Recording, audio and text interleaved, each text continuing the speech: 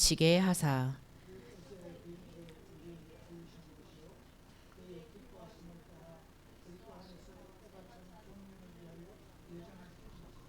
하늘에 있는 것이나 땅에 있는 것이 다 그리스도 안에서 통일되게 하려 하심이라.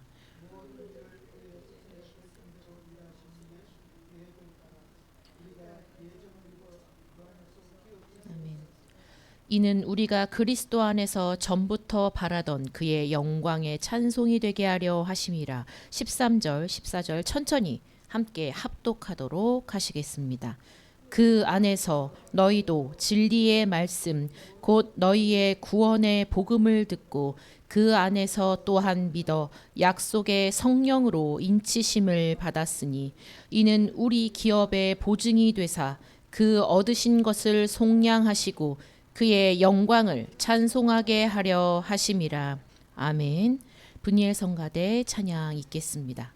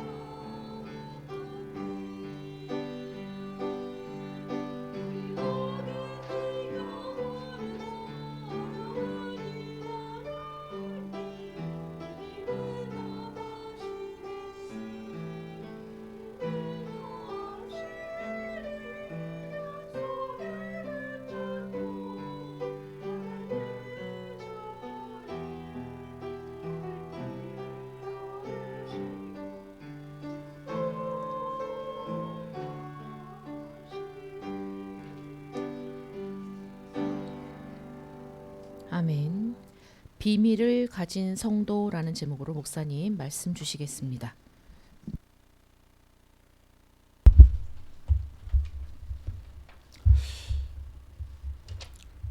특히 에베소서에서 또 우리 갈라디아서에서 복음을 비밀이라고 그렇게 표현하고 있어요.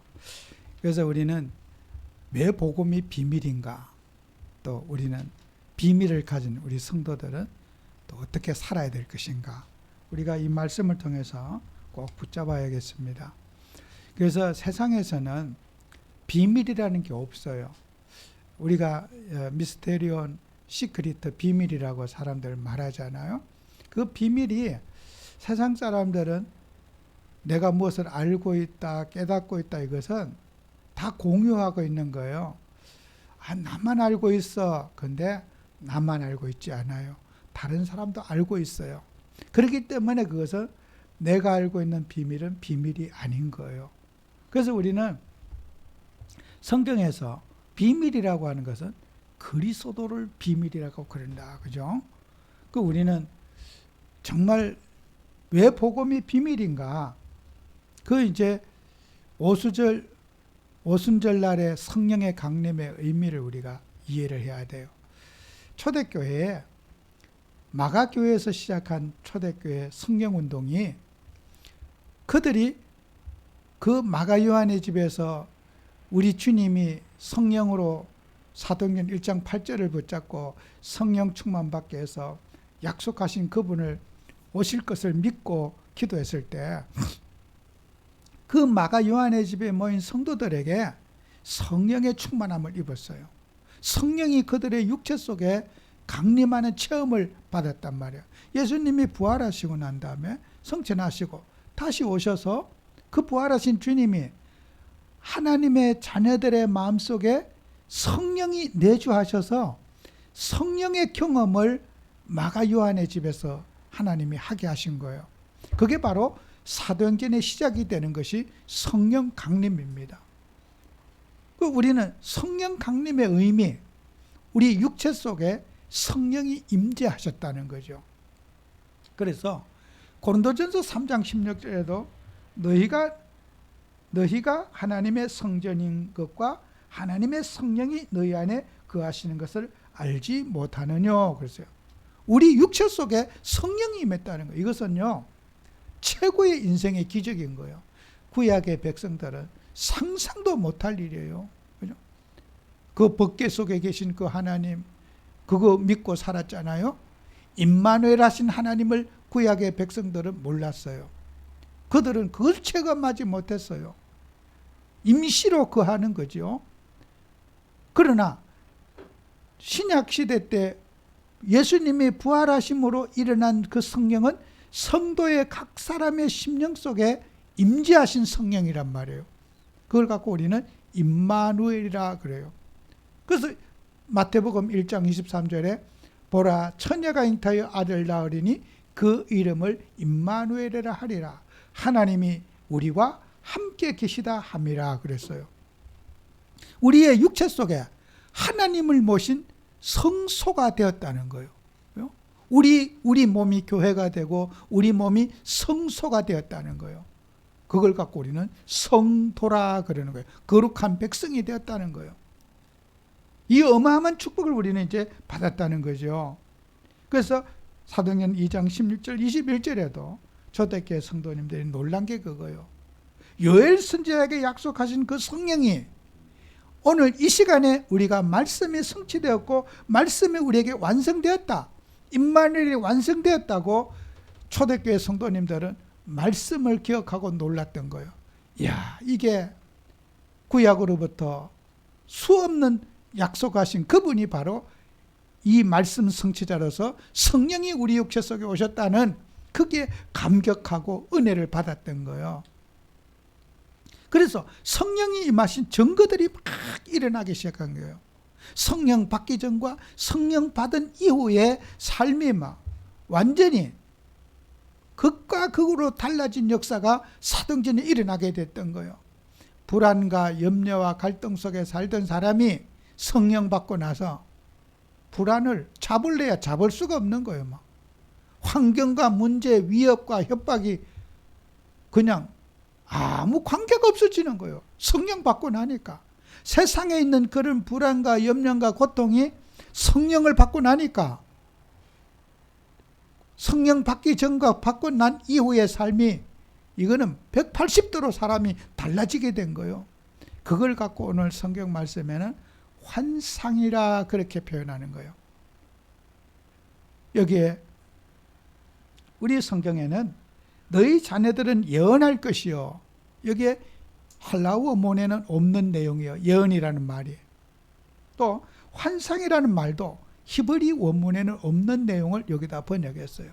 그런데 환상이라는 그 말이 호라세이시스라고 하는 이 말은 환상이란 말은 광경 그런 뜻이에요. 광경이란 뜻, 자태 그런 뜻을 갖고 있어요. 광경이 뭔데 환상의 광경이 뭐냐? 하나님의 임재를 경험하는 광경. 그죠?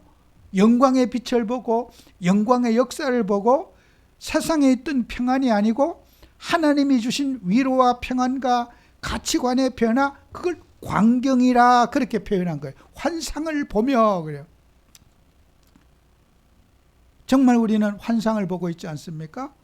세상은 염려하고 고민하고 불안에 떨고 있는데 우리 아버지의 자녀들은 어떻습니까?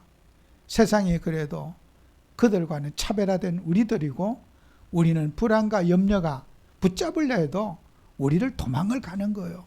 그게 성령의 임재받았다고 하는 뜻이에요. 미래에 대한 불안, 어떤 의식주에 대한 불안, 우리가요 와도 스쳐가는 거예요. 성령이 우리를 압도하고 있기 때문에 우리는 세상이 느끼는 그 불안 속에 빠지지 않고 하나님의 자녀들이 가지고 있는 그 임마누엘의 축복을 우리는 누리고 있는 거예요. 그게 바로 환상. 우리는 슬픔이 있는 곳에, 고통이 있는 곳에, 염려와 불안이 있는 곳에 환상이 일어나야 될 거예요. 그죠? 영광의 자태가, 하나님의 임재의 광경이 일어나야 될 거예요. 하나님이 임재했을 때. 그죠? 탐욕과 불안 속에 사람이 욕구 성취에 살아가는 그들이 내 욕구의 만족이 아닌 내가 가진 것을 남에게 나눠주는 인생의 전환점이 되는 축복을 받아야 돼요. 그죠? 그 광경이 임했을 때 인생의 가치관이 싹 바뀌는 거예요.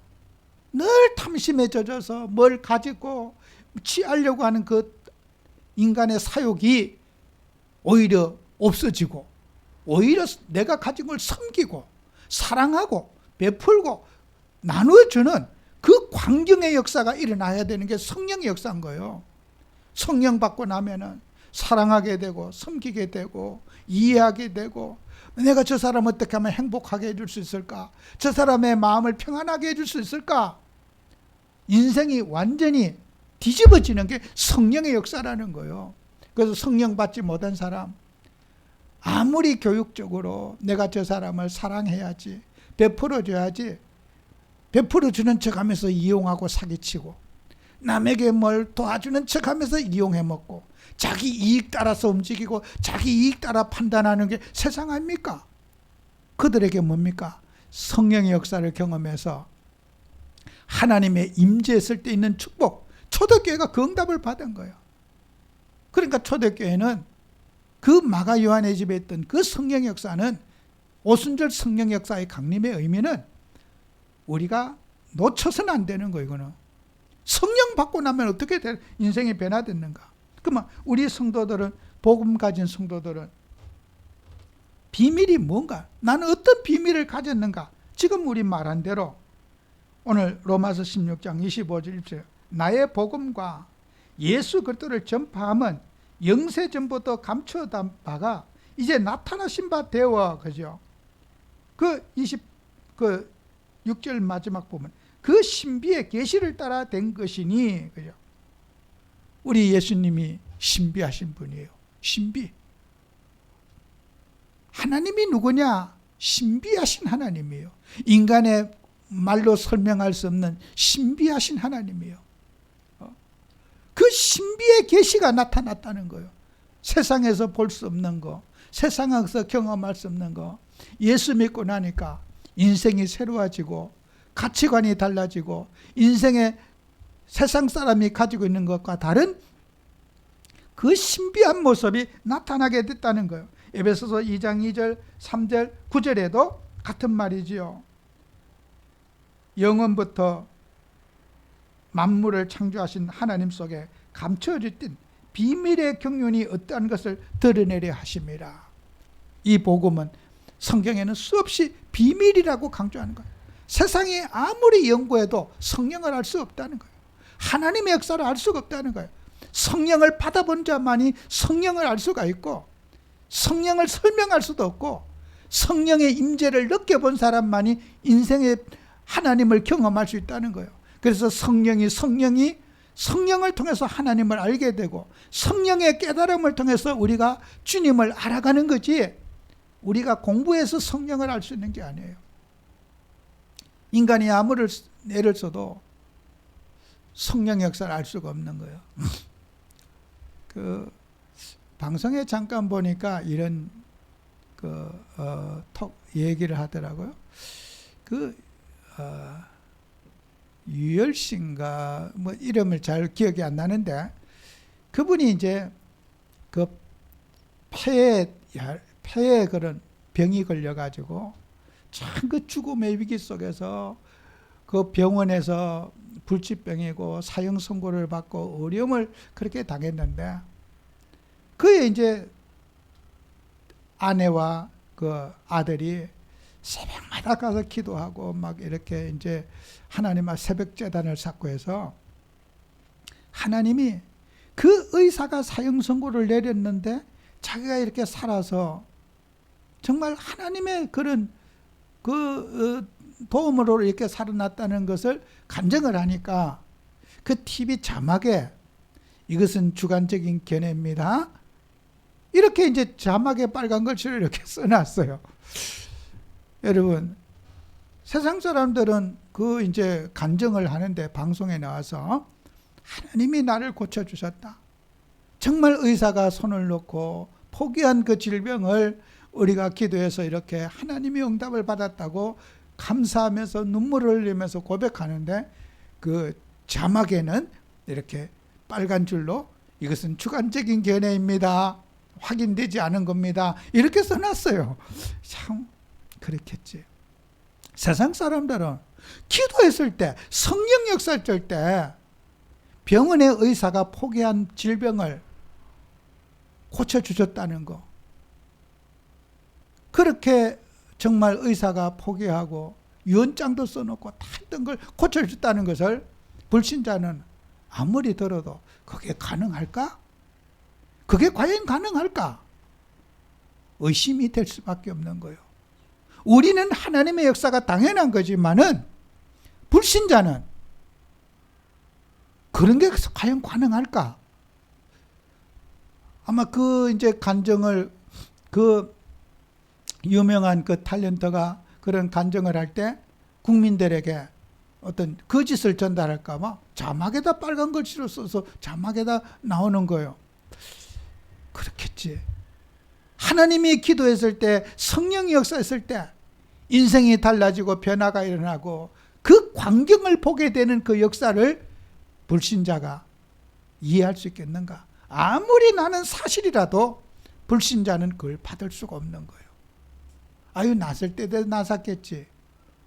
그 기적에 대해서는, 하나님의 영광의 빛, 광채에 대해서는, 그 환상에 대해서는 불신자들은, 종교인들은 거부하는 거예요. 성령을 받아본 자만이 하나님의 역사를 보게 되는 거란 말이에요. 그래서 바로 그 복음의 역사는, 성령의 역사는 비밀이라고 그렇게 우리는 말하는 겁니다. 그래서 우리는 성령 체험을 하고 성령 임재를 가진 우리가 성령의 역사를 갈망하고 누리는 것은 신앙생활의 가장 큰 본질이 되는 거 아니겠습니까? 그래서 에베소서 6장 19절에도 나를 위하여 구할 것은 내게 말씀을 주사 나로 입을 열어 복음의 비밀을 담대히 알리게 하옵소서. 이 복음은 이 비밀이라는 거예요. 불신자가 절대로 이해할 수 없는 것이 바로 성령의 역사라는 거예요. 이게 비밀인데 성령을 받지 못한 사람, 인간의 머릿속에 헤어리고 율법에 헤매이고 뭐 도리, 법도, 원칙에 헤매는 그 유대주의자들, 그들을 어떻게 우리가 그 유대주의의 그릇을 깨뜨리겠냐는 거예요. 성령의 역사가 없이는 인간의 도리와 법도와 윤리와 예절의 의식에 빠진 그들의 가치관을 깨뜨릴 수가 없는 거예요. 성령의 불길로 그들의 가치관을 태워버려야 되는 거예요. 거듭나게 돼야 되는 거란 말이에요. 그죠? 가르친다고 되겠습니까? 이론적으로 그들의 사상을 변화시킬 수 있겠습니까? 이 땅의 공산주의 사상, 유물론 사상, 이론으로 되겠습니까? 저는 100% 안 된다고 봐요. 제가 사회주의 공산주의자들 얼마나 많은 예배를 드려봤습니까? 저 중국에 가서 그들과 상담도 하고 예배도 드리고 설득도 해봤습니다. 제가 느낀 게 그거예요. 이 사람들은 난공불락이다. 이 유물론 사강, 이거는 무슨 얘기하니까 그래요. 공산주의대로 안 살아서 이 땅에 문제가 왔다는 거예요. 공산주의대로 살기만 하면은, 유물론 사상대로 살기만 하면 이 땅이 행복할 텐데, 유물론 사상을 더 철저하게 강조했어야 되는데 그걸 안 했기 때문에 이 땅에 서로 유물론 사상이 안 됐기 때문에 문제가 된다는 거예요. 그래서 공산주의, 서로 같이 먹고 같이 살아야 되는데 공산주의 이론을 무시했기 때문에 이 땅에 문제가 왔다는 거예요. 그래서 더 노력해서 우리 공산주의 사상을 지켜야 된다는 거예요. 같이 먹고 같이 살고 같이 나누고 해야 되는데 공산주의자들이 어떻게 합니까? 같이 나눕니까? 가진 자는 뇌물을 받고 막 탐심을 부리고, 뭐 뇌물 없이는 되지 않는 게 공산주의 사회 아닙니까? 같이 나눕니까? 이론적으로는 나누는데 가난한 자 거는 나누고 지 거는 절대로 안 나눠가요. 그게 공산주의예요. 허구예요. 말로는 나누자. 내 거는 꼭 거머쥐고 내 거 말고 네 거들 다 너희들 걸 나눠라. 이게 공산주의 이론이에요. 그런데 공산주의자들이 뇌물 안 받는 사람이 있습니까? 다 뇌물 받고 잘 살아요. 공산당원이 되면 다 잘 살아요. 나머지 백성들은 다 굶주림에 살고 나누면커녕 있는 것까지 다 뺏기고 살아요. 그게 공산주의 허구거든요. 공산주의대로 안 살아서 사회가 어렵습니까? 그래서 우리 젊은 대학생들, 이 땅에 뭐 노동운동하는 사람, 분배의 정의 맨날 데모하고 해봐야요. 소용없어요. 인간의 탐심을, 성령의 역사가 아니고는 그 탐심을, 사상을 변화시킬 수가 없는 거예요. 그 데모하시는 분들도, 데모하는 분들도 노조 간부가 되시면요, 다 뒷돈 챙겨요. 말로는 우리가 뭐 노동자를 위해서 데모하고 막 목소리하는데, 제가 들어봤어요. 저 울산에 가면 현대자동차 노조가 뭐 현대자동차 노조위원장이 되면요, 울산시장, 울산 국회의원보다 더 부럽지 않대요. 왜? 그는 막 자동차 도시니까. 근데 그렇게 꼴빨이 세대요. 현대자동차 노조위원장은.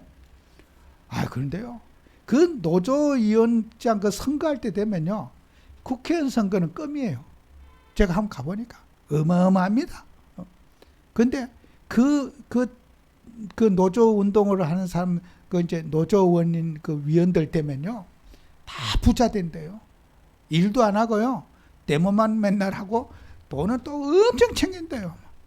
완전 돈방석이 안 된대요, 그게요. 그 월급에서 뭐 노조 비용을 막 이렇게 탁탁 받나 봐요. 그 뭐 할 일이 뭐가 있어요. 그러니까 그거 하고 먹고 사는 거요. 야, 제가 그 얘기를 제가 그 지역에 가서 들으면서, 노조위원장이 노동자 농민을 위해 사는 게 아니에요. 근로자를 자기 주머니 세우기 위해서 하는 거예요. 겉으로는 머리 띠두르고 밖에 나와서 뭐 난리를 치고 뭐 진짜 애국자처럼 오만 고상한 말 다 하는데 자기 인생에 배불리기 위해서 그거 하는 거예요. 자기 인생에 손해가면 그짓 하겠습니까? 자기 밥그릇 싸우는 거예요, 그게요. 띠두를 때는 막 사생결단, 나는 죽을 각오를 하고 싸운다. 그런데요, 인생은요, 그게 다 가식인 거예요. 인간은요, 성령의 역사에서 사상을 바꾸고, 그 탐욕이 변해서 섬김으로 바뀌고, 나눔으로 바뀌고, 사랑으로 바뀌는 것이 바로 성령의 임재라는 거예요. 그래서 우리는 복음이 바로 비밀이라는 거죠. 그래서 우리가 하나님의 자녀들이 성령의 인치심을 저와 여러분은 받았어요. 여러분, 우리가 구약에 약속하신 성령 수없이 많이 있습니다. 요엘서 2장 28절 우리가 너무나 잘 아는 거지요. 내가 내 영을 만민에게 부어주리라. 이사야 32장 15절에도 위에서부터 영을 우리에게 부어주리니, 이사야 44장 3절에도 나의 영을 내 자손에게, 나의 복을 내 후손에게 부어주고, 에스겔서 36장 26절에도 새 영을 너희 속에 두고 내 마음을 너희에게 주되 너희 육신에서 굳은 마음을 제거하고 부드러운 마음을 줄 것이며, 에스겔서 39장 29절에도 내가 내 영을 이스라엘 족속에게 쏟았음이라 주 여호와의 말씀이라고 했어요. 구약에서 성령을 우리에게 육체 속에 부어주겠다는 약속을 수없이 선지서를 통해서 우리에게 예언의 말씀을 주셨어요.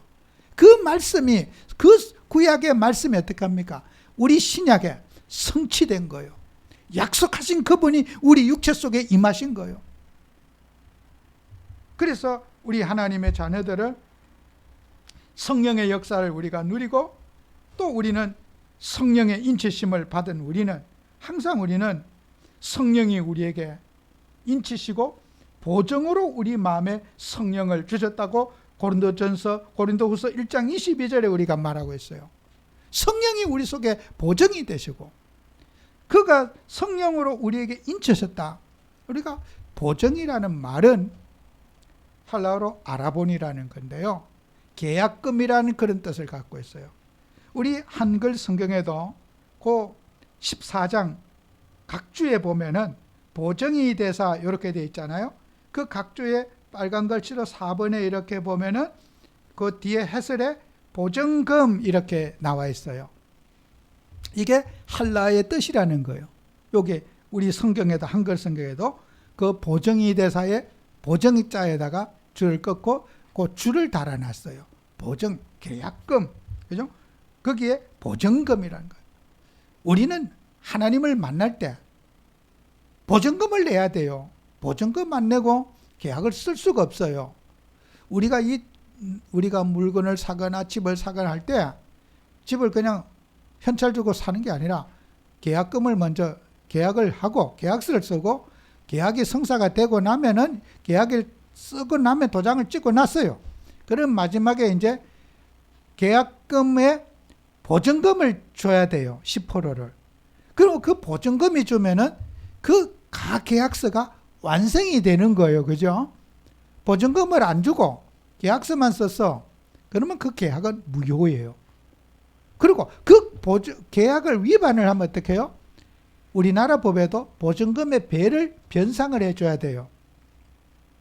10,000원을 보증금을 걸었으면 해약을 한 자가 20,000원을 줘야 돼요. 그게 법이에요. 이게 보증의 제도예요. 보증금을 줬을 때 계약이 완성이 되고, 보증금을 안 줬어요? 그러면 무효예요. 우리가 예수님이 우리에게 하나님과 인간 사이의 만나도록 보증금을 딱 제시해 줬어요. 그리고 이제 원금을 또 갚아야 됩니다. 10%를 계약금을 줬으면 90%를 하나님께 또 갚아야 되는데, 우리가 하나님 앞에 갚을 능력이 있습니까? 못 갚아요. 보증금 낼 능력도 없고 90%를 또 갚아야 돼요. 하나님께 원금 줄 능력도 없어. 예수님이 보증금도 주셨고 90% 원금도 또 예수님이 또 다 갚아 주셨어. 그래서 그걸 갖고 은혜라 그래요. 은혜. 보증도 예수님이 해주셨고 나머지 90%도 하나님이 다 예수님이 다 대신 갚아줬어. 우리를 대신해서. 그걸 갖고 은혜라 그래요. 그래서 그걸 은혜 계약이라 그래요. 우리 은혜 계약. 우리는 은혜 계약 속에 있는 거예요. 내가 하나님 앞에 갚을 수 없어요. 보증 쓸 수 있는 보증금도 없고, 우리가 어떤 집을 사거나 할 때 그 보증금 구하기가 쉽지 않아요. 그 보증금도 못 구하는 우리에게 보증금도 빌려주시고 나머지 잔금 치는 것도 주님이 다 해결해 주시고, 그러니 우리는 그냥 복이 그냥 굴러 들어온 거예요. 그냥 굴러 들어. 예수님으로 말미암아 횡재한 거예요. 그냥 공짜로 그냥 은혜로 다 받은 거예요. 우리 인간의 공로는 없어요. 방송에 보면은 서울의 집이 20억, 30억 한대요. 아파트 한 채가. 평균이 그러면 20억짜리 작은 아파트 하나 사도 2억의 보증금을 내야 돼. 2억이 어디 있어요? 2억도 예수님이 그냥 공짜로 빌려줘서 계약했는데, 그럼 나머지 이제 또 18억을 또 갚아야 돼요. 잔금을 한 달 후에 치러야 되는데 잔금도 치를 능력도 없어. 어떡하겠어요? 보증금 다 떼게 됐어. 우리 예수님이, 보증자이신 예수님이 원금도 싹 다 갚아주셨네. 그러니 우리는 모든 것이 은혜입니다. 은혜. 우리가 살아있는 것도 은혜요. 무지몽매한 나를 이 자리까지 세운 것도 은혜요. 우리가 주님의 일에 심부름하는 것도 은혜요. 하나님의 은혜 없이는 우리가 이 자리에 설 수 없는 거예요. 그래서 우리는 은혜 계약의 백성이라는 거예요. 그것뿐만 아니지요. 그 계약을 통해 천국을 유업으로 받았습니다. 하나님 나라를 우리가 그 상속자가 되어가지고 계약과 함께 하늘의 유업을 우리가 받았단 말이에요. 천국을. 이 땅에 살다가 고생하고 살다가 죽어서 지옥 가야 될 우리가 천국을 유업으로 우리가 받았다는 거예요. 그리고 우리는 완전한 구속. 절대로 이 죄의 세력, 마귀의 세력에게 우리가 빠지지 않도록 하나님이 나를 구속, 꼭꼭 묶어주셨다는 거예요. 세상으로 살지 못하도록 나를 하나님이 꼭 묶어주신 거예요. 수갑을 딱 채워갖고 너는 세상으로 못 가. 딱 묶어주신 거예요. 세상으로 타락 속에 흑암의 문화 속에 못 간다고 우리를 딱 구속시켜 주신 거예요. 묶어주신 거예요. 구속. 우리는 마귀에게 구속되었던 우리가 예수님께 구속당했어요. 하나님께 구속당했어요. 우리는 하나님의 소유예요. 하나님의 재산이에요. 강도에게 구속당하면 평생 종노릇 하잖아요. 그 탤런트 가운데 이영자라는 사람이 시집을 안 가고 싶대. 그 방송에 어제 보니까. 왜 안 가고 싶었냐? 나는 우리 엄마가 아빠에게 너무 종살이하고 종살이하는 게 싫어서 나는 남자에게 종살이하고 싶지 않아서 나는 시집 안 가겠다고 그런 얘기를 하더라고요. 우리가요 세상에 사는 동안에 사단에게 노예가 돼서 살고 사단에게 구속당해갖고 사단이 시키는 대로 심부름하고 종노릇 하다가 인생 살다가 죽어요. 내 인생 없어요. 마귀의 자녀예요. 마귀의 종노릇 하고 살아요.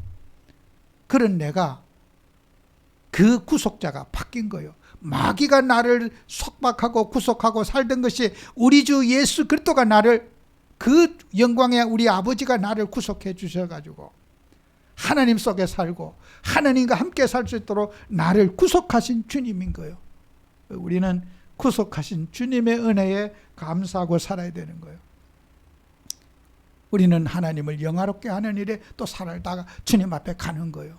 주님을 기쁘시게 하고 나를 은혜 속에 살게 하시고 우리는 정말 갚을 수 없는 그 은혜 속에 우리는 주님의 보답하는 마음으로 감사하는 마음으로 살아가는 그런 우리가 되도록 항상 기도하고 성령 충만 받는 우리가 되어야 될 줄로 믿습니다. 기도합니다. 주님, 우리는 복음의 비밀을 가졌고 세상이 알지 못하는 답을 가졌습니다. 이 답이 또 누려질 수 있도록 축복해 주시옵소서. 우리는 연약하고 부족하고 무능해서 하나님의 은혜 없이는 살 수 없는 저희들입니다.